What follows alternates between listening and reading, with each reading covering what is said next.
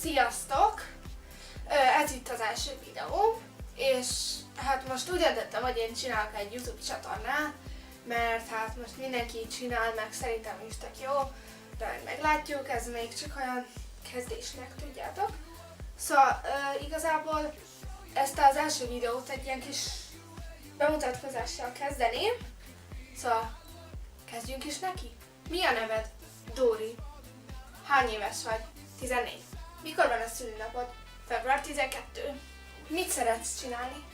Hát szeretek gitározni, nagyon szeretek rajzolni, tudom, érdekes ember vagyok tényleg. Figyeljetek, ez most fura lesz, de szeretem a matekot. Tudom, nem könnyű elfogadni ezt a tényt, de szeretem a matekot. Ez van, ezt kell szeretni. Szóval, és hát a következő dolog, ami jön, az most ilyen aktuális, hogy fiatalok, van a Csillagainkban a hiba most a moziban, és hát én ezt most a múlt héten a barátnőmmel megnéztem, és annyira jó volt, de tényleg nagyon érdemes megnézni, csak annyi, hogy feliratos, de nem baj, mert angolos vagyok, és előtte elolvasom a könyvet is, és nagyon jó, mindenkinek ajánlom, sírni fogsz rajta, vigyél zsebkendőt. Nálunk az egész mozi sír, szóval érdemes. Tehát annyira jó film.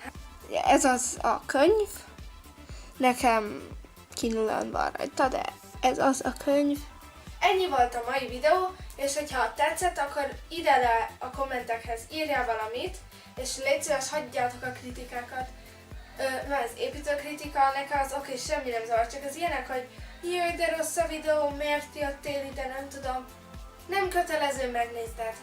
Senki nem mondta, hogy meg kell nézned a videómat, senki nem mondta, hogy kötelező, szóval, hogy szerintem, hát akkor ne nézd, ilyen egyszerű.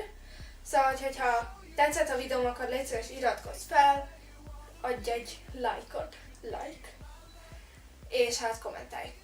Szóval, sziasztok!